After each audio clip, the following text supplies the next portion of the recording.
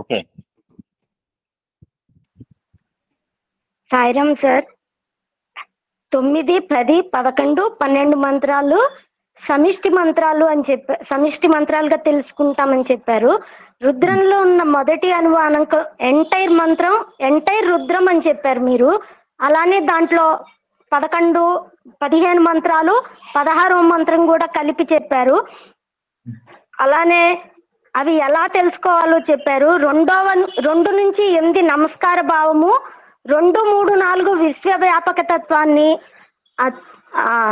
అంతర్యామి తత్వాన్ని, అనంతత్వాన్ని, సహస్రతత్వం తెలుసుకుంటామని చెప్పారు. పరబ్రహ్మ సదాశివ తత్వం వ్యాపకత్వం తెలుసుకుంటామని చెప్పారు. సాక్షాత్తు పరబ్రహ్మ పైనుంచి దిగి వచ్చాడు అంటే బిడ్డను పైకెత్తుకోవటానికి అని చెప్పారు సార్ మీరు. చాలా బాగుంది. అలానే మనలోని చెడు తత్వాన్ని పోగొట్టి మంచిని పెంచి మనకు అవకాశాన్ని కల్పించటం అని చెప్పారు. అన్నానాంపతి పశువునాంపతి గురించి చెప్పారు. 3వ అనువాకం 21 మంత్రాలు. 2, 1, 3 త్రిగుణాలు. మనలో ఉన్న త్రిగుణాలని మార్చుకుంటే మృడత్వ స్థితికి ఎలా పొందాలో. హలో గిరిజ, మధ్య మధ్యలో నేను మాట్లాడుతుంటా, ప్లీజ్ నువ్వు నెమ్మది చెప్పు. సరే సార్. సార్ అంత వేగంగా చెప్తే నువ్వు ఉపయోగం లేదు. ఇప్పుడు 21 మంత్రాలు సారే. జస్ట్ లిజన్, నేను చెప్పేది 21. 2వ అనువాకంలో 13 మంత్రాలు, 3వ అనువాకంలో 8 తీసుకోవాలి. 13 + 8 21. ప్లీజ్ లిజన్, నువ్వు మాట్లాడుతుండు, నేను మాట్లాడుతుంటా. 2వ అనువాకంలో 13 మంత్రాలు, 3వ వాకంలో అప్ టు 8. సో 13 + 8 కలిపితే 21. 21 × 3 64 మళ్ళీ తర్వాత వస్తుంది. 21 అంటే 2 + 1 అంటే త్రిగుణం. కంటిన్యూ చెప్పమ్మా. 9వ మంత్రం నుంచి 4, 9, 10, 11, 12 ఆ 4 ధనుర్బాణ మంత్రాలు అని చెప్పారు. శివ సంకల్ప మంత్రాలు అని కూడా చెప్పారు. విశ్వబాహు విశ్వతత్వం చెప్పబడింది అని చెప్పారు. అలానే అంగన్యాస కరన్యాస మంత్రాలు అని కూడా చెప్పారు. అంగన్యాసంలో కాదమ్మా, అదేంటంటే ఇందాక మొట్టమొదటి చదువుకున్న రుద్రం ఒక మాట వినమ్మా. ఇవాళ మనం చదువుకున్నది శివ సంకల్పం చెప్పుకున్నాం కదా, అవునా కదా? ఇవాళ చెప్పుకున్న వేద మంత్రం శివ సంకల్పం అవునా కాదా చెప్పు. గిరిజ కదా శివ సంకల్పంలో శివ సంకల్పాన్ని శివ హృదయంగా చెప్తారు. శివ హృదయం అంటే ఏమిటి? మన శరీరం కనుక తీసుకునేటట్టయితే శరీరంలో మాక్సిమం వెడల్పుగా చాలా ఎక్స్పాన్సివ్ గా ఉండే భాగం హృదయం. ఆ హృదయంలోనే ఆ ఊపిరితిత్తుల్లోనే గాలి వ్యాపించడం సంకోచించడం జరుగుతూ కూడా ఉంటుంది మనిషికి. అంటే విశ్వం మొత్తం ఏ మాదిరిగా విష్ణు రూపంలో శివుడు వ్యాపించున్నాడో ఆ తత్వాన్ని వ్యక్తం చేసే భాగాన్ని శివ సంకల్ప భాగం అంటారు. ఈ శివ సంకల్పం అనేది ఒక సూక్తం, ఒక వేద సూక్తం. ఆ వేద సూక్తాలు పురుష సూక్తం ఒక సూక్తం, నారాయణ సూక్తం ఒక సూక్తం. అట్లా ఈ శివ సంకల్పం అనే వేద సూక్తాన్ని రుద్రతత్వానికి హృదయంగా చెప్పారు. అంటే ఆ శివ సూక్తంలో అంటే మన ఇవాళ మన ఆ సూక్తంలో ఏదైతే చెప్పారో, శివ సంకల్ప సూక్తంలో ఏదైతే చెప్పారో ఆ తత్వాన్నే ఈ 9, 10, 11, 12 మంత్రాల్లో మనం చూస్తాము. అంటే శివ సంకల్పంలో చెప్పినటువంటి వ్యాపక తత్వం ఒక రుద్రుడు కాదు, 100 రుద్రులు కాదు, 1000 రుద్రులు కాదు, అనంత రుద్రులు అన్నటువంటి ఆ వ్యాపక తత్వం. అంటే విశ్వంలో ఉన్నదంతా రుద్రులే. నువ్వొక రుద్రుడు, నేనొక రుద్రుడు, ఆ ధూళికణం ఇంకొక రుద్రుడు. ఆ మాదిరి తత్వాన్ని, ఆ విశ్వవ్యాపక తత్వాన్ని, ఇది శివ సంకల్ప సూక్తంలో చెప్పినటువంటి విశ్వవ్యాపక తత్వం ఏదైతే ఉందో ఆ తత్వాన్ని ఈ 9వ మంత్రం నుంచి మొదలయ్యి 9వ అనువాకంలో 19వ మంత్రం దాకా మనం చూస్తాము. అట్లా అర్థం చేసుకోవాలి. Very nice. అనంతో రాసుకున్నాను సార్. అనంతో వై రుద్రః అని చెప్పారు, అదే కదా సార్ మీరు చెప్పింది ఇప్పుడు? కరెక్ట్. అనంతోవే రుద్రః అంటే అనంతో వై రుద్రః అని చెప్పి అనంతోవే రుద్రః అనేది ఎట్లా అర్థం చేసుకోవాలంటే, ఇప్పుడు గిరిజ ఒక రుద్రుడు, లక్ష్మణ అంకులు ఒక రుద్రుడు, శాస్త్ర అంకులు ఇంకొక రుద్రుడు, అందరు విశ్వంలో ఉన్నదందరూ రుద్రులే. ఇవన్నీ కలిపితే ఎంతైన సంఖ్య, ఎన్ని కోట్లైనవి? ఇది అనంతం. ఇది స్వామి యొక్క అంటే రుద్రుడి యొక్క విశ్వరూపంలో భాగాలే మనమంతా. అది అనుక్షణం మనం భావించడం మూలంగా ఈ శతరుద్రీయ దర్శనం మన అనుభూతంలోకి వస్తుంది. మనం ఓహో ఇదంతా రుద్రతత్వమే. ఎప్పుడైతే నిజంగా రుద్రుడిలాగా మనకి కనపడటం మొదలు పెడతారో అప్పుడు స్వామి చెప్పిన మాట దివ్యాత్మ స్వరూపులారా అన్న మాట మన అనుభవంలోకి వస్తుంది. స్వామి ఎప్పుడు దివ్యాత్మ స్వరూపులారా అంటూ ఉంటారు కదా. ఏమిటా దివ్యాత్మ స్వరూపులారా? నిజంగా మనం దివ్యాత్మ స్వరూపులుగా మనకే మనం కనపడటం లేదు. ఆయనకి ఎట్లా కనపడుతున్నాం? సో ఆయన చూస్తున్న దివ్యాత్మ స్వరూప తత్వాన్ని మనం చూడగలగాలంటే ఈ రుద్ర మంత్రాన్ని విశ్వం అంతా ఒకే ఒక రుద్రుడుగా మనం అర్థం చేసుకోవటం, ఆ తత్వం ఈ పర్టికులర్ మంత్రం నుంచి మొదలవుతుంది. అది శివ సంకల్పానికి సన్నిహితంగా ఉంటుంది. అనుకోకుండాను, యాదృచ్ఛికంగాను, ప్రయత్నపూర్వకంగాను ఇవాళ్లే మనం శివ సంకల్పం కూడా వేద భాగంగా చెప్పుకున్నాం. సార్ ఇక్కడ చిన్న ఒకసారి ఆగమ్మా, అమ్మాయి లైన్ లో ఉండి. సార్ ఇక్కడ మీరు ఒక క్యాలిక్యులేషన్ చెప్పారు. జస్ట్ నేను అంటే వాట్ ఐ అండర్స్టాండ్ అని, 2వ అనువాకం నుంచి 9 దాకా ఉన్న 8 అనువాకాలకి 129 నమ్మక మంత్రాలు అన్నారు. ఎగ్జాక్ట్లీ. అందులో 21 తీసే జస్ట్ అందులో 21 తీసేసాము. 21 తీస్తే 116. 129 21 తీస్తే 108. కరెక్ట్. అలా రాసుకున్నాం. అంటే మీరు 115లో ఒకటి తార అన్నారు, అందుకని just I'm asking clarification. You are right.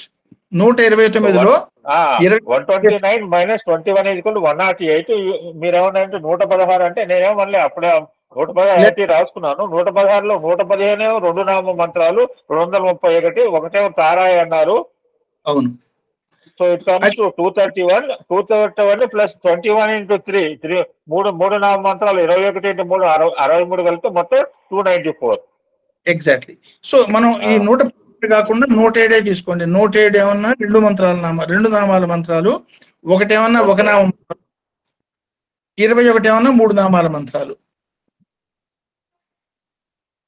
So 107 into 2 214, 214 ఒకటి 215, 215 ప్లస్ ఈ 63 వచ్చేస్తే 278 అయింది సార్. రైట్? 278. ఈ మిగతా ఒకటో అనువాకంలో 11 నామాలు ఉంటాయి. ఈ 10, 11, 12 అనువాకాల్లో మిగతా నామాలు ఉంటాయి. Yes, you are right. 278. ఆ కిందది అది కరెక్ట్ కాదు. 278 కరెక్ట్ కాదు, ఇదే కరెక్ట్. 278 కరెక్ట్. ఓకే. చిన్న గిరి ఆగు, లైన్ లో ఉండు. గిరిజ లైన్ లో ఉండు. హలో గిరిజ, ఇక్కడ ఒక మనం మాట, మీరు ఒక అద్భుతమైన మాట చెప్పారు సార్. ఇంతవరకు వృక్షానాంపతి, జనానాంపతి, లేదా ధనానాంపతి, గుణానాంపతి, ఆపతి, ఈ పతి అంటే సత్యని ఎట్రిబ్యూట్ వరకే భగవంతుడు అని ఈయన ఇంతవరకు మాత్రమే అని ఆ మంత్రాల్లో చెప్పడం జరిగింది సార్. అవును. అక్కడి నుంచి మనం ఎక్కడికి వచ్చామంటే విశ్వవ్యాపకత్వానికి, అంతర్యామితత్వాన్ని, విశ్వ రక్షక తత్వానికి, విశ్వాంతర్యామి అంతర్యామి నుంచి విశ్వ అంతర్యామి తత్వానికి ఈ 2 to 9 మంత్రాలు అని మనం కూడా అంటే లిమిటెడ్ గా అంటే భగవంతుని ఒక ప్రత్యేక అంటే ఆ మంత్రాలు అలాగే చెప్పడం జరిగింది.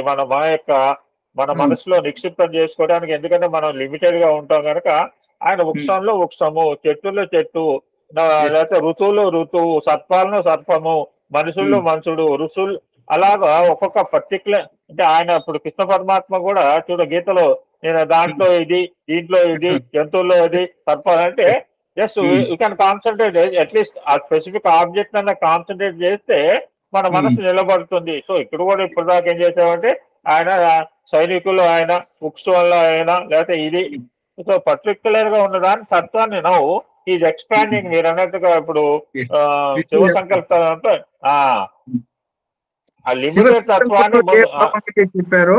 శివ సంకల్పంలో చెప్పిన భావం మంత్ర రూపంలో ఇక్కడ కనపడుతుంది అని చెప్పాను. అది ఫ్యాంటాస్టిక్. గిరిజ కంటిన్యూ చెప్పమ్మా. సాయిరం సార్, నాకు లైన్ కట్ అయిపోయింది.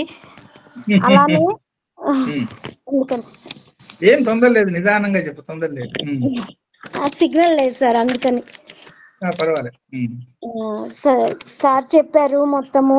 అలానే మీరు చెప్పిన దాంట్లో నాకు అనంతమైన బాణాలలో నారికి సంధించటము, సంధించిన బాణం వదలకుండా ఎక్కువ పెట్టకుండా ఉండటం అని చెప్పారు. సర్వ సన్నద్ధం అవటం అని చెప్పారు. సర్వ సన్నద్ధం అవటం అంటే భగవంతునికి శరణాగతి పొందటం అని చెప్పారు.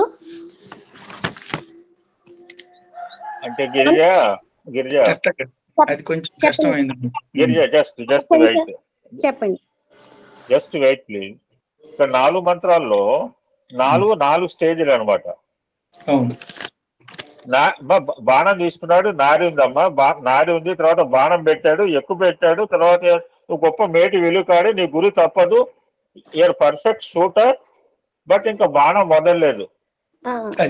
అంటే అంటే ఎం లక్ష్మీనారాయణకి 67 సంవత్సరాలు అయిపోయినాయి. గతంలో ఎన్ని జన్మలు తీసుకున్నానో నాకు తెలీదు, ఆ జన్మలో ఏం కర్మలు చేశానో నాకు తెలీదు. ఇప్పటికి 67 సంవత్సరాల్లో గడిచిన కాలంలో ఏం చేశానో, it may be good or bad, you forget about it, you start from today onwards. ఈ రోజు నుంచి మొదలుపెట్టి, ఎందుకంటే ఇంకా బాణం వదలలేదు ఆయన,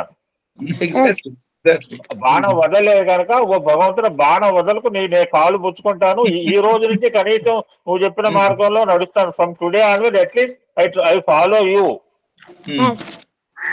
నీకు సంపూర్ణ శరణాగతి అవుతాను. నా గతం సంగతి నేను అవసరం మళ్ళీ గుర్తు తెచ్చుకుంటాను, ఎందుకంటే గతం వస్తుంది తప్పదు, మళ్ళీ ఎలాగో తర్వాత మంత్రంలో what I have done, I have to experience, but దాన్ని కూడా నేను పాజిటివ్ గా మార్చుకుంటాను, నా జీవితం శుద్ధ జీవితం చేసుకుంటాను, ఈ శేష జీవితం అని is giving a chance to us.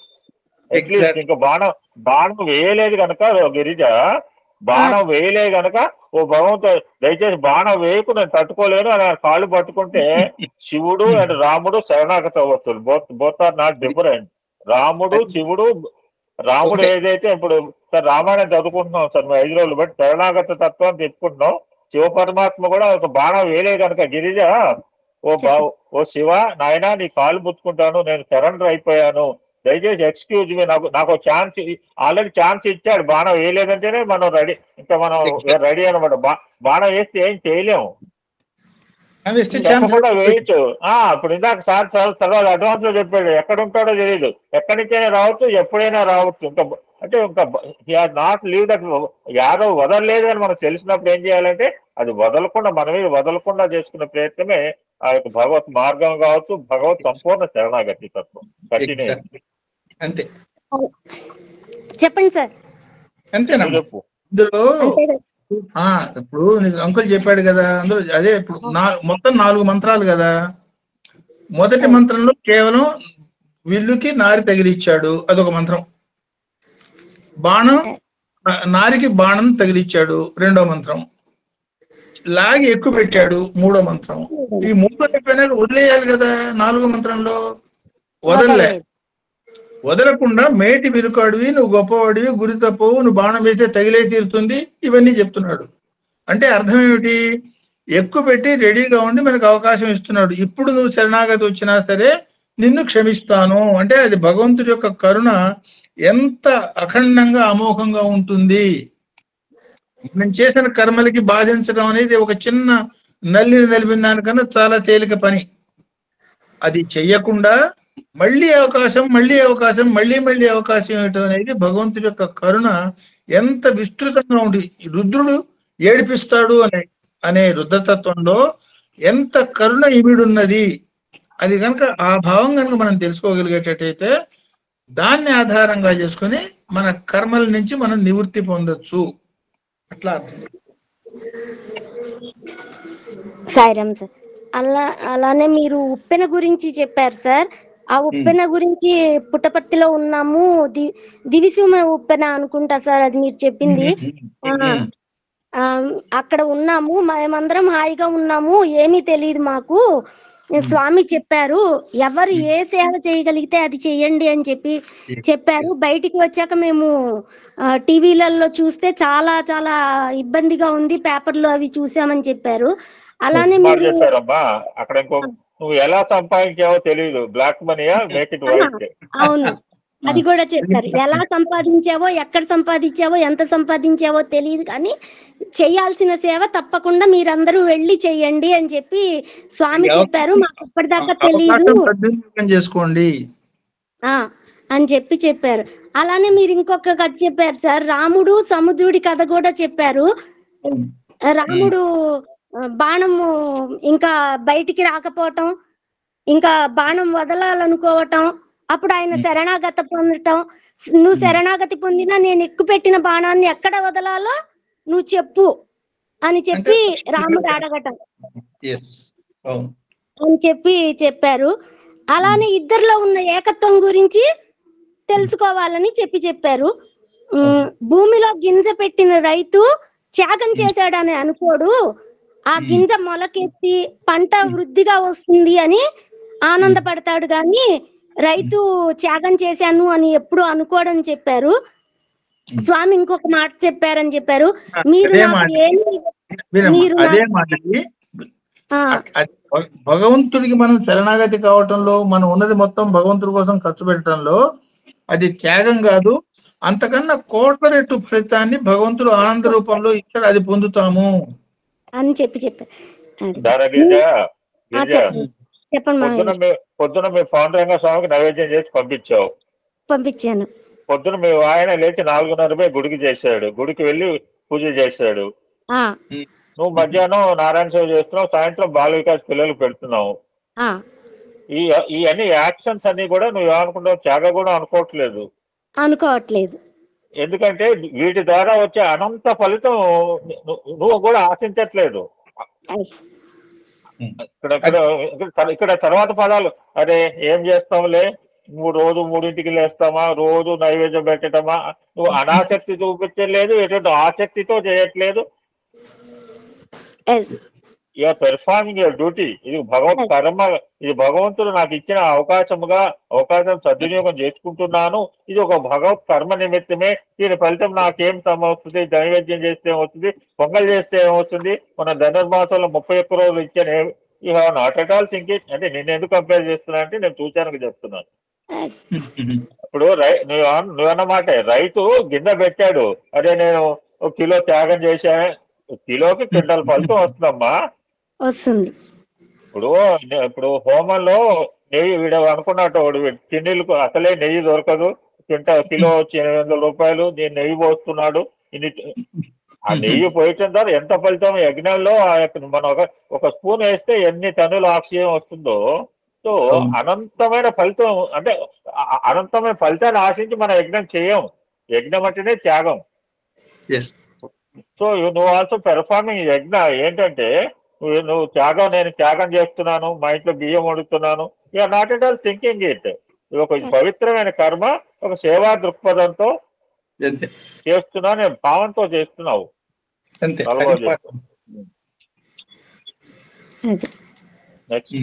Next continue తర్వాత.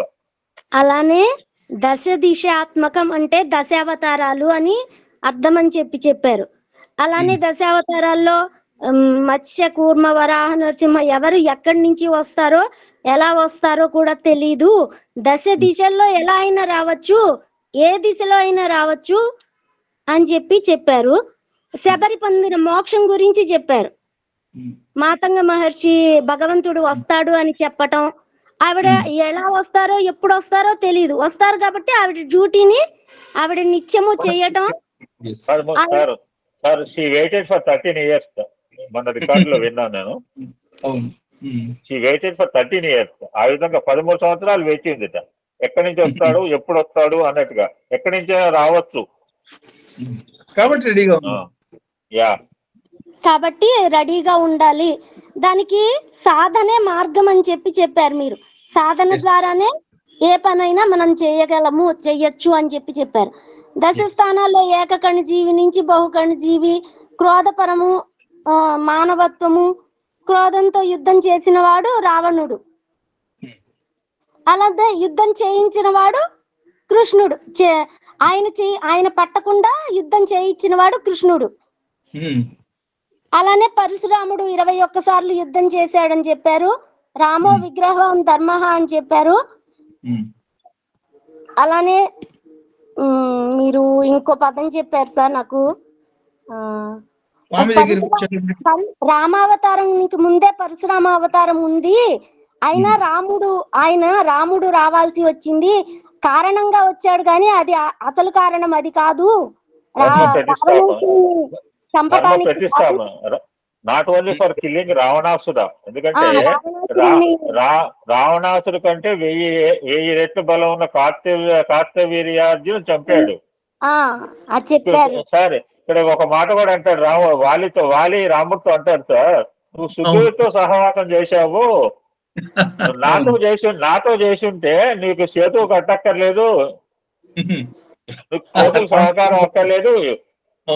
నన్ను అడుగుంటే వాడి చేతులు కట్టేసి నేను తీసుకొచ్చి నీ దగ్గర పడేస్తా రావణాసురుడిని. అంటే దాని అర్థం ఏమిటి? నిజంగా రావణాసురుడు చంపేదానికి వచ్చాడు ఆయన. ఎట్లా బతకాలో ధర్మ ప్రతిష్టాపన, ఎవడెవడు ఏం చేయాలి, ఎట్లా బతకాలి, ఏది అది ఎస్టాబ్లిష్ చేసేదానికి వచ్చాడు. అంటే క్షత్రియ సంహారం తర్వాత దాదాపు భూమి నిర్వీర్యమైపోయి ఏం చేయాలో తెలియనటువంటి స్థితిలో ఉన్నటువంటి భూమిలో రాముడు ప్రవేశించి ధర్మ సంస్థాపన చేసి అన్ని ఏది ఎట్లా ఉండాలి ఆ నియమని అవన్నీ ఏర్పాటు చేసినటువంటి అదే ధర్మ సంస్థాపన. అందుకే రామరాజ్యం. ఆ తర్వాత కృష్ణుడి దగ్గరికి వచ్చేవాడికి మార్పు, ఆ మార్పు తగ్గట్టుగా అయినా స్వామి దగ్గరికి వచ్చేవాడికి ఫర్దర్ గా మార్పు, యుద్ధం అనే పాట మార్పు.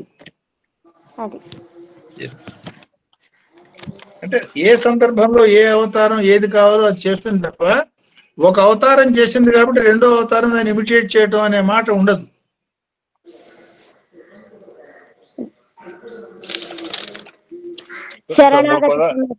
ఇక్కడ 3 పదాలు చెప్పారమ్మా సారు, 2 సార్లు రిపీట్ చేశారు. అశక్తత. ఎందుకు చేతగానే human body is divine workshop. అంత చేసి పెట్టినప్పుడు ఆయన అశక్తుని, అందుకని స్వామి అప్రా మంత్రం కూడా మార్చింది. అది నేను చేతగానే వాడిని పనికిరాని వాడిని మంత్రాన్ని కూడా స్వామి మార్చిన కారణం కూడా అది. సో అసక్తత అనే మాటను మన దగ్గర ఉండకూడదు గిరిజ, ఉండదు. ఎందుకు అసక్తత? మనకి యూ కెన్ డూ ఎనీథింగ్. ఆ వర్డ్ మనకు సంబంధం లేదు. ఆసక్తి ఏం ఆశించి కూడా చేయట్లేదు. నువ్వు ఆశించట్లా, నేను 13 రోజులు సత్సంగం అయింది. ఏం ఆశించావు? సార్ 3 సంవత్సరాలు రుద్రం చెప్తున్నాడు. ఏం ఆశించి చెప్తున్నాడు ఆయన? ఆయనకు ఆశ లేదు, మాకు ఆశ లేదు, మీకు ఆశ లేదు. ఇది పవిత్రమైన కార్యం. ఇది శివ సంకల్ప కార్యం అని 2 గంటలు. Will take that example like this. ఈ శివ సంకల్ప కార్యక్రమం 2 గంటలు ఇక్కడ కూర్చుందాము. ఎవరికి ఏం లేవు సార్. ఈ రోజు సత్సంగం చెప్తే నాకేం వస్తుంది, ఈ రోజు రుద్రం చెప్తే ఆవిడకేం వచ్చింది, అది భజన. Nobody thinking like this sir. ఇది భగవంతుని కార్యక్రమము, ఇది భగవంతుని యొక్క సేవ. అంటే భగవంతుని సేవ అని చెప్పి కూదు, అంటే మాకు మేము సేవ చేసుకునే దృక్పథంతో ఇది కంటిన్యూ కాదు. ఏదో నేను అన్ని పక్కన అమ్మాయి అంకుల్ గిన్నీస్ బుక్ లో ఎక్కబోయాడు అన్నారు. గిన్నీస్ బుక్ లో ఆ బుక్ లో నాకు ఐఎమ్ నాట్ ఇంట్రెస్టెడ్ సార్. ఇప్పుడు ఎక్కించుకోవాలి సార్, మనకు అక్కర్లేదు. మనకి స్వామి దృష్టిలోకి వెళ్ళింది సార్. ఆయన దృష్టిలోకి వెళ్ళిన తర్వాత ఇంకే రికార్డులు కావాలని చెప్పండి. ఇది అమ్మాయి మనకి అసక్తత కాదు, ఆసక్తత కాదు. Perfect situation to do anything. You are having every capability to do anything also. So అది కూడా ఎంతసేపు శరీరంలో జవసత్వాలు ఉన్నంతకు ఎప్పటిదాకా ఉంటామో తెలియదు, ఎక్కడి నుంచి వస్తాం. సో ఇవాళన్నీ దృష్టిలో పెట్టుకుని you have to do. Don't think about past, don't think about future, you have to do it today itself. Exactly. అలానే కర్మమున పుట్టిన గిరిజ ఆంటీ నమస్కారం మాట్లాడు అండి. మాస్టర్ మాట్లాడు. శాస్త్రి గారు నమస్కారం అండి. నమస్కారం. ఈ శివ సంకల్ప సూక్తం ఈ రోజు చదవడానికి దానికి ఒక పెద్ద బ్యాక్గ్రౌండ్ కూడా ఉంది సార్. అట్లానా? ఓకే. అది ఒక 5-6 వారాల్లో జస్ట్ 4 వారాలు ఏదో అంతమైంది.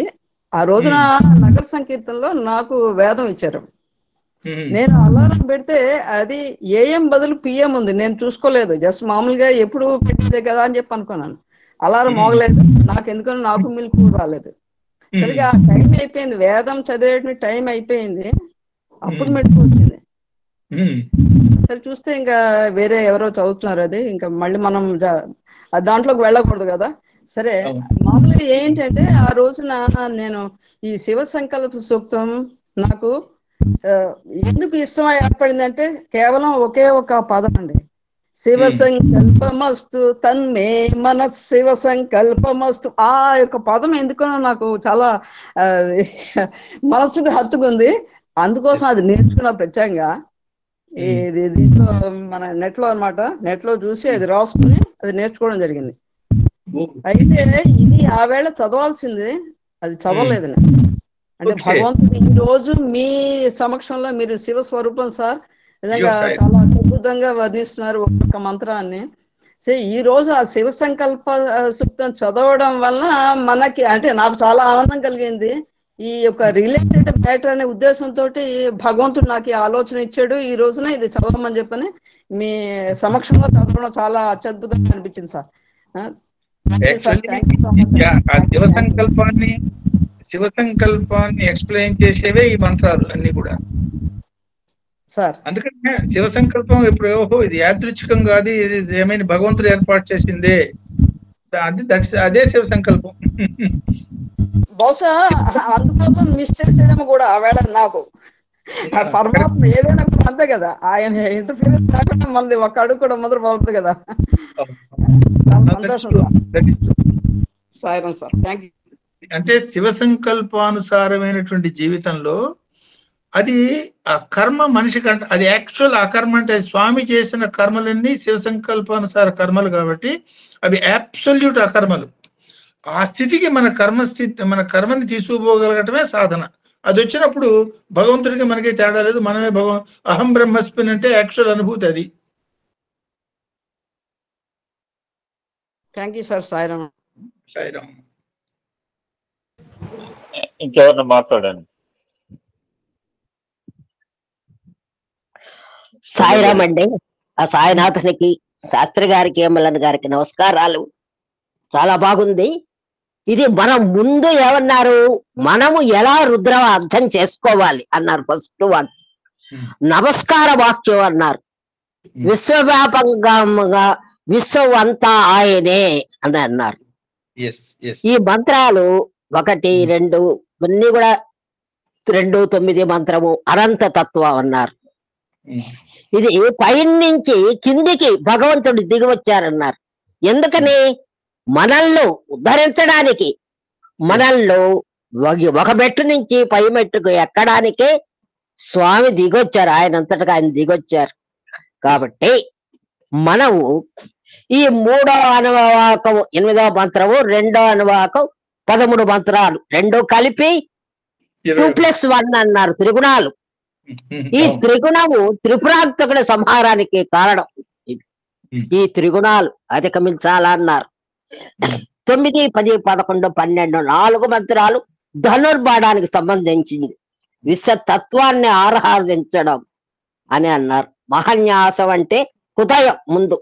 ఈ హృదయం మన హృదయానికి అవినాభావ సంబంధం ఉంది అన్నారు ఒక వాక్యం. అది మనం అర్థం చేసుకోవాలి. మన హృదయానికి, ఆ హృదయానికి కూడా ఓం నమః అంటే ఎన్నో బాణాలని అన్నారు. ఇప్పుడు 129 అన్నారు. అంటే నమ్మకవాది, నమ్మక మంత్రాల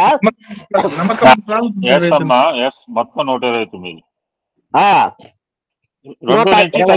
2 నుంచి 9 అనువాకాలు. ఈ మహాన్యాసాల్లో బాణాల్లో 4 విధాలు అన్నారు. అంటే ఈ ఎక్కువ పెట్టడం, నారి, ఇవన్నీ మన 4 భాగాలు ప్రతిసారి చెప్పుకుండేవి. రుద్రుడికి శరణాగతితో బాణం వదలడు. కానీ రాముడు మటుకు బాణం వదిలితేనే కదా రావణాసురుడు చనిపోయింది. బాణం ఎక్కువ పెట్టాడంటే రావణాసురుడు చనిపోయినాడు. కానీ రావణాసుడిని చంపడానికి రాలేదు, ఆయన ధర్మ సంస్థాపనానికి వచ్చాడు. ఆ రావణాసుని చంపంటే ఇంకా చాలా మంది ఉన్నారు, చంపడానికి ఉన్నారు. కానీ ఈ ధర్మాన్ని సంరక్షించడానికి గానే రాముడు పుట్టాడు. భగవంతుని మనం త్యాగం చేసుకోవడం వల్ల ఆనందం కలుగుతుంది మనకు, ముందుకు మనకే లాభం. ఆ త్యాగభావం ఉండడం వల్ల మనకే లాభం, ఎవరికో లాభం కాదు. శివతత్వం కూడా ఇదే, మన లాభం కోసమే భగవంతుణ్ణి ప్రార్థిస్తున్నాం. స్వామి మనకు ప్రత్యక్షంగా చూపిన రుద్ర మంత్రం ఇది. దశ దిశ అన్నారు. ఈ దశ దిశకు ఎంత తేడా ఉంది చూడండి, కొంచెమే తేడా. కానీ దశ అంటే దశ దిశలు, అది మన దిశను మార్చడానికే ఆయన వచ్చాడు, దశ విధాలుగా వచ్చాడు. ఇప్పుడు హిరణ్యకశిపుడు అంటే చంపడానికి ఏ దిశనైనా రావచ్చు అనే అర్థం ఉన్నది. అందువల్ల ఆ దశ దిశలు అని అన్నాం. దశావతారాలు అనేదానికంటే ఆ అవతారాలు ఏ దిశనైనా వచ్చి మన రాక్షస సంహారం చేయొచ్చున్నాడు. ఈ రాముడు, పరశురాముడు, కృష్ణుడు, మన సాయి రాముడు, అనసామి రాముడు మనల్ని ఉద్ధరించడానికి వచ్చాడు. ఈ మంత్రము చతుష్టయం అన్నారు, అంటే బాణం. ఈ బాణం సంధి పెట్టడం, ఎక్కువ పెట్టడం, ఇటువంటివన్నీ అది ఈ కర్మలు దానికి సంబంధం ఉంది. సంచిత ఆగామ ప్రార్థ కర్మలు దానికి సంబంధం ఉందన్నారు. అదే ఈ కర్మమే దైవం అన్నారు. కర్మ ఫలం అంటకుండా తామరాకు మీద నీటి బొట్టు, అది ఎంతసేపు ఉన్నా బట్టికేమి ఆ తామరాకే నీటి బొట్టి ఆ విధంగా మన జీవనం సాగించాలా అన్నారు. అది ఎంత మంచి ఉపమానం చూడండి. అది భారత యుద్ధంలో అర్జునుడే నేనే అన్నీ చంపాను, అందరినీ చంపాను అనుకున్నాడు. 80 లక్షల మందిలో 20 లక్షలు నేనే చంపాను, వాళ్ళంతా చచ్చిపోయినారు. కానీ ఆయన చంపక ముందే వాళ్ళందరూ చనిపోయినారు. ఆయన యుద్ధం చేసినా చెయ్యకపోయినా ఈ 80 లక్షల మంది చనిపోతారు. కానీ ఆయనకు ఇది కీర్తి తెచ్చిపెట్టాలని అర్జునుని అడ్డంగా పెట్టుకున్నాడు కృష్ణుడు. అది చాలా బాగుంది. కానీ అసస్తత అన్నారు, ఆసక్తి లేకుండా ఉండడం. ఈ వ్యాసుడు, శుకుడు, ఈ శుకుడికి ఈ జనక మహారాజు అంత గొప్పవాడు.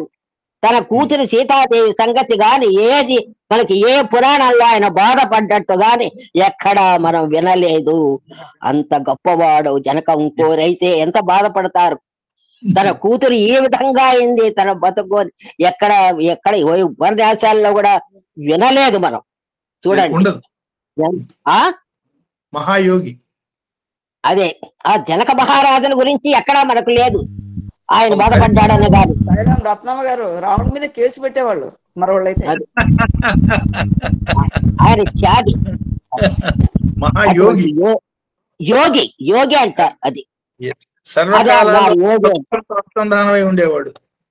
అదే ఆ యోగి. ఆ నాట్యకారిణి ఆ భటుడు అన్నాడు, ఆ నాట్యం చేసిందే చూశాను గాని ఆమె ఏమేమి తప్పులు చేసింది నేనేమి చూడలేదు అని అన్నాడు. మన యొక్క పని మీద మనం అంతా శ్రద్ధ వహించాలి అని ఒక చాలా బాగుంది. నేను నాకు తెలిసి చెప్పాను, నేనే ప్రశ్నలుగా కాదు, నేను చెప్పిందే నా తృప్తి కోసం నేను బాగా విన్నారమ్మా, వింటేనే చెప్పగలం. సరే, ఇక్కడ మీరు చెప్పిన ఎగ్జాంపుల్ కి నాట్యగత్య బ్యూటిఫుల్నెస్ అన్నది నాకు తెలియదు, నాట్య విధానం నాకు తెలియదు. మై డ్యూటీ అంటే ఇక్కడ మేము మొన్న లక్ష్మణుడు క్యారెక్టర్ చెప్పిన స్వామి ఒక మాట చెప్తారు సార్, వీళ్ళంతా విన్నవాళ్లే. లక్ష్మణ స్వరూపుడు జస్ట్ ఎందుకంటే నాకు మళ్ళీ వెంటనే స్టార్ట్ వచ్చి I have taken that booklet నా పక్కన మళ్ళీ లైబ్రరీలో బుక్. అంటే లక్ష్మణుడు ఇప్పుడు మీరు ఇందాక సిపాయిని పిలిచారు, ఇప్పుడు లక్ష్మణుడు కూడా సిపాయి లాగా డ్యూటీ ఎలా చేశాడంటే just I will recollect the matter మనం చెప్పింది. రామచంద్రమూర్తి సుగ్రీవుడు ఒక మూట ఇస్తే మూట విప్పాటండి. మూట విప్పి చూపించినప్పుడు రాముడికి ఈ నగల సంగతి ఏమీ తెలియదు. అప్పుడు లక్ష్మణుడు చెప్పాడు, లక్ష్మణ ఇందులో సీత నగలేమైనా ఉన్నాయేమో చూడు అని. అంటే ఆ మూటలోంచి ఒకటి నాహం జానామి కేయురే, ఈ కంకణాలు సీతమ్మవి అవునో కాదో నాకు తెలియదు. నాహం జానామి కుండలే, అది నాకు తెలియదు. ఈ కన్నకుండాలు కూడా సీతమ్మ అవునో కాదో తెలియదు. నా పురే తొమ్మి జానామి, ఈ ఖాళీ అందెలు అంటే ఆయన డ్యూటీ చూడండి. ఈ never see the face of the Sita. Exactly.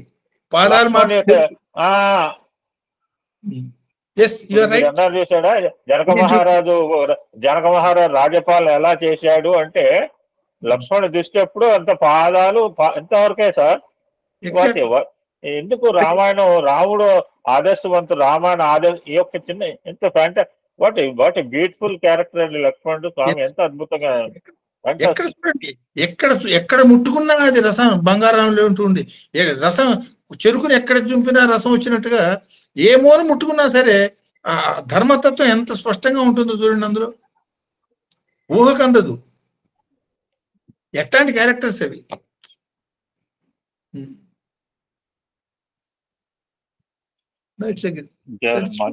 మాట్లాడండి. సాయిరామండి. గురువు గారికి, శాస్త్రి గారికి నమస్కారాలండి. ఇప్పటి వరకు చక్కగా విశ్లేషణ, ఇంటరాక్షన్ చాలా బాగుంది. చాలా గొప్పగా అర్థమయ్యేటట్లుగా మంచి ప్రశ్నలు వేశారు, చెప్పారండి. ఇందులో ముఖ్యంగా మన దిశ మార్చడానికే దశావతారాలు అనేటువంటిది బాగున్న అర్థం మాత్రం ఎంత బాగుందో చెప్పలేము. మన దిశ మార్చడానికే దశావతారాలు అనేది ఒక దాంట్లో ఎంత విశ్లేషణ చేశారు, బాగుంది. భగవంతుడు వస్తాడనే భావన చాలు అన్నారండి. ఇది మనిషిని ఎంత ఉన్నత స్థానానికైనా తీసుకెళ్తుంది. భగవంతుడు వస్తాడనే భావన చాలు. అందుకే స్వామి కూడా నువ్వు ఏమీ అక్కర్లేదు, దేవుడు ఉన్నాడనే పంచాక్షరి నువ్వు ఉన్నత స్థితికి వెళ్తావు అని స్వామి మరి మనకి స్వయాన చెప్పడం అనేది చాలు. ఇంకెన్నో ప్రయత్నాలు చేయక్కర్లేదు. దేవుడు ఉన్నాడు అనుకోవడం మన యొక్క ఇక్కడ కర్మయోగం మీద మనకి చివరిలో ముగింపు అంతా కూడా కర్మయోగం మీదే వచ్చినట్లుగా అనిపిస్తుంది. తర్వాత దేవుడు ఉన్నాడు అనేటువంటి దాంతో మన కర్మలు చేసుకుంటూ వెళ్ళాలి. ఇంకొక మాట అన్నారండి, సేవాదళను చూచి స్వామిని చూచాననేటువంటి అనుభూతిని పొందే స్థాయికి వెళ్ళమంటున్నారు. దీనికండి అదేనండి పుట్టపర్తిలో ఒక జరిగినటువంటి చిన్న ఇష్యూ అండి. బహుశా మీకు కానీ గురువు గారికి కానీ తెలిసి ఉండొచ్చు. ఆయన అబ్దుల్ రజాక్ కోర్పు అని ఒక ఆయన పూనాలో మన ఆర్ట్స్ కాలేజీ ప్రొఫెసర్ గారు స్వామికి భక్తులు ఉండేవారటండి. ఆయన దాంట్లో అనుభవాల్లో ఒక రోజున ఈ చెప్పులు పెట్టేటువంటి చోట ఒక సేవాదళ్ళు ఉండి ఈ కోర్బు గారితో మాట్లాడటం తటస్థించిందటండి. ఆ కోర్బు గారు ఈయనతోటి, నువ్వు పుట్టపర్తిలో కాలేజీలో ఒక పోస్ట్ ఖాళీ ఉంది, దానికి అప్లికేషన్ పెట్టుకోమని ఆ సేవాదాలు చెప్పారటండి. చెప్పిన తర్వాత ఈయన కొంచెం నిమిషం మాట్లాడి, ఈ చెప్పుల దగ్గర ఉన్నటువంటి ఈ చిన్న సేవాదళ్ళు అక్కడ కాలేజీలో ఫలానా దాంట్లో ఖాళీ ఉంది, అప్లికేషన్ పెట్టుకోమంటున్నాడు అని చెప్పి ఈయనకి అనుమానం వచ్చి, అసలు మీరు ఏం చేస్తున్నారంటే ఆయన స్వామి కాలేజీలో physics head of the department చేస్తున్నట్టండి, ఇక్కడ చెప్పుల దగ్గర డ్యూటీ చేస్తున్నట్టండి. ఇంకా ఈయనతోటి ఈ సన్నివేశంతో ఆయన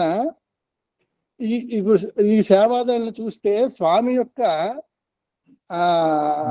గొప్పతనం ఏమిటో ఈ సేవాదాల ద్వారా ఈయన తెలుసుకుంటాడండి. కాబట్టి అది ఆ ప్రొఫెసర్ గారు వచ్చి ఇక్కడ డ్యూటీ చేస్తున్నానంటే ఇంక నేను ఎంత శరణాగతి పొందాలి అనేది ఆయన జీవితాన్ని మార్చేసి స్వామి దగ్గర 2000లో ఆయన కాలం చేశారండి. ఆయన బుక్ కూడా రాశారు sir, Swami is my true friend అని. ఆయన అందులో ఉందన్నమాట. అట్లాగే సేవాదానం చూసి మనం స్వామిని చూసినంత అలా మనం అలవాటు చేసుకుంటూ ప్రతి వారిలో స్వామిని చూసుకుంటూ అప్పుడు మనం శరణాగతి పొందుతాము. శరణాగతి ఇంకో మాట ఉందండి, ఇప్పటికైనా టైం మించిపోలేదు. We are still very lucky to get శరణాగతి. దానికి ఒక పెద్ద డ్యూరేషన్ టైం అక్కర్లేదు. ఈ నిమిషం నుంచి మనం ఇప్పటికే మాకు అందించారు గురువు గారిని, మిమ్మల్ని మేము శరణాగతి పొందటానికి, ఈ సబ్జెక్ట్ అంతా ఇవ్వడానికి మీరున్నారు. మేము చాలా ధైర్యంగా ఉన్నాము. మరి ఆ బాటలో ప్రవేశించిన స్వామి మమ్మల్ని బలవంతంగా పుషింగ్ అనమాట. మమ్మల్ని మాలాంటి వాళ్ళని వీఆర్ వెరీ లక్కీ అనమాట. అట్లాగే మనం దాకా వరలక్ష్మమ్మ గారు ఒక మాట చెప్పారండి, ఒక్క నిమిషం తీసుకుంటాను. ఏఎం పిఎంలు శివ సంకల్పంలో ఏం జరిగిందంటేనండి, మేము ఒక టూర్ కి అక్కడికి వెళ్ళాం, సౌత్ లాస్ట్ కన్యాకుమారికి. ఏఎం పిఎం పొరపాటు వల్ల ఒక ట్రైన్ మిస్ అయ్యాం సార్ మేము. ఆ దెబ్బతో ఏమైందంటే మొత్తం వారం రోజుల టూర్ తలకిందలు అయిపోయిందండి. అప్పుడు ఆ వారం రోజులు రిటర్న్ జర్నీ లేక అక్కడక్కడ ఎన్ని పుణ్యక్షేత్రాలు చూపించాడో ఒక శివుడు. ట్రైన్ మిస్ అయిపోయింది అనమాట అండి. పగలు రాత్రి ఏదో 1 గంట రాత్రి పగల 1 గంట అనుకున్నట్టుగా మిస్ అయిపోయాం. మొత్తం బుకింగ్స్ అన్ని క్యాన్సిల్ చేసుకున్నాం. ఆ తర్వాత ఖాళీలో 7-8 పుణ్యక్షేత్రాలు చూసుకొని, ఆ పుణ్యక్షేత్రంలో లేని పెద్ద వెంకటేశ్వర స్వామి కూడా చూసుకుని ఇంటికి చేరామండి. ఇందాక అమ్మవారి ఏఎంపిఎం అంటే గుర్తొచ్చింది. ఈ ఏఎంపిఎం చేంజ్ వల్ల ఆ శివ సంకల్పం ఎంత గొప్పదో, ఎన్ని పుణ్యక్షేత్రాలు చూసామనండి అక్కడ సౌత్ లో. మొత్తం ఆ సుబ్రహ్మణ్య స్వామి ఇవన్నీ కూడా అన్న ఆ శివ సంకల్పం అలా ఉందన్నమాట. మన అదృష్టం అని చెప్పి అది ఆ శివ సంకల్పం తమాషాగా అనిపించినా ఆ స్వామి కరుణ లేకపోతే అన్ని పుణ్యక్షేత్రాలు మనం ఎలా చూస్తాం సార్. అట్లాగే ఇంకోటి ఏంటి, ఆనందం పొందడానికి త్యాగం అనేది ముఖ్యంగా ఉండాలి. త్యాగం ఉంటేనే ఆనందం పొందుతాం, లేకపోతే పూర్తి ఆనందాన్ని పొందలేము. కాబట్టి కర్మ అర్జునుడు ఎలా చేశాడో అలా శరణాగతితో మనం గనక కర్మను చేసినట్లయితే శరణాగతి పొందడానికి అవకాశం ఉంటుంది. చక్కగా చేశారండి. అట్లాగే డ్యూటీ చేయటంలో కూడాను ఎలా చేయాలో చెప్పారు. డ్యూటీ చేయడానికి ఇక్కడ జనకుడి దగ్గర కాపలాదారు చేసినటువంటి డ్యూటీ అదే మనకి దుర్గాబాయి దేశ్ముఖ్ గారు కాంగ్రెస్ పార్టీ ఎగ్జిబిషన్ మీటింగ్ లో నెహ్రూ గారి దగ్గర టికెట్ అడుగుతారు. ఆ టికెట్ ఇస్తేనే లోపల పంపుతారని మన చరిత్రలో దుర్గాబాయి దేశ్ముఖ్ గారు అనుకుంటా, ఆవిడ పేరు అనుకుంటున్నాను. ఆ టికెట్ అడిగారు ఎగ్జిబిషన్ లోకి వెళ్ళడానికి. పక్క వాళ్ళు నెహ్రూ గారు అంటే అయితే నాకేంటి, నా టికెట్ పంపిస్తేనే పంపించాలి లోపలికి అన్నారు. నెహ్రూ గారిని మెచ్చుకోవడం ఇదంతా కూడా అంటే డ్యూటీలో మనం అలా గనక ఉన్నట్లయితే అది కూడా ఒక రకమైన శరణాగతి కిందకే వస్తుందండి మనకి. కాబట్టి మన జీవితాన్ని ఇప్పటికైనా మరల్చుకోవడానికి కావాల్సినటువంటి ఎస్సెన్స్ అంతా ఈ రోజు అందజేశారండి. చాలా ఆనందంగా ఉంది. సాయిరామండి. ఓం శ్రీ సాయిరాం శాస్త్రి గారు 1 minute ఇప్పటికే అందరూ వివరించారు సార్. సాయిరాం సార్, మీకు హృదయపూర్వక నమస్కారాలు. అది దివిసీమ చాలా హృదయ విదారకమైన సంఘటన సార్. అది ఎంత బాధ అంటే అసలు జీవితంలో మర్చిపోలేని సేవ మాకు అందించారు సార్. దివిసీమ సేవ, ఆ దివిసీమ సేవలో పాల్గొనే నిజంగా ఈ రోజు కూడా కళ్ళము నీళ్ళు వస్తాయి సార్ దివిసీమ తలుచుకుంటే. అందులో ఒక నిజంగా చాలా హృదయ విదారకమైన సేవ సార్. ఆ సేవలో అది చూస్తుంటే మాకు ఏడుపే తప్ప సేవ కంటే ముందు ఏడుపు వచ్చింది సార్. తర్వాత శివ సంకల్పం గురించి మన వరలక్ష్మి గారు చదవడము, మీరు దాని గురించి వివరణిస్తుంటే సాధారణంగా ఒక్కటి మీతో షేర్ చేసుకుంటారు సార్. సమయం ఇప్పటికే కాళ్ళ క్రితం అయిపోయింది. శివ సంకల్పం అనేది ఎలా ఉంటుందంటే, సాధారణంగా ఈ టైంలో ఎవరు ఇక్కడికి రారు, నా దగ్గరికి రారు, నాతో మాట్లాడరు, ఎవరు అసలు ఈ సత్సంగాల టైంలో ఉంటాను ఎవరు రారండి. అక్కడి నుంచే వేలోసారి చూపిస్తారు బాగున్నావు అని వెళ్ళిపోతారు అంతే. మరి వీడియో కాల్ వచ్చింది సార్. అది కూడా అసలు అటెండ్ చేయను. ఆ వీడియో కాల్ ఏంటంటే బొబ్బిల్లో శతరుద్రియం జరుగుతుందండి. బొబ్బిల్లో ఎందుకు అటెండ్ చేయాలో నాకు అసలు మీది వింటూనే అది అటెండ్ అయ్యాను వీడియో కాల్ కి. అక్కడ రుద్రియంలో ఆ శివుడికి హారతి ఇస్తున్నారు సార్.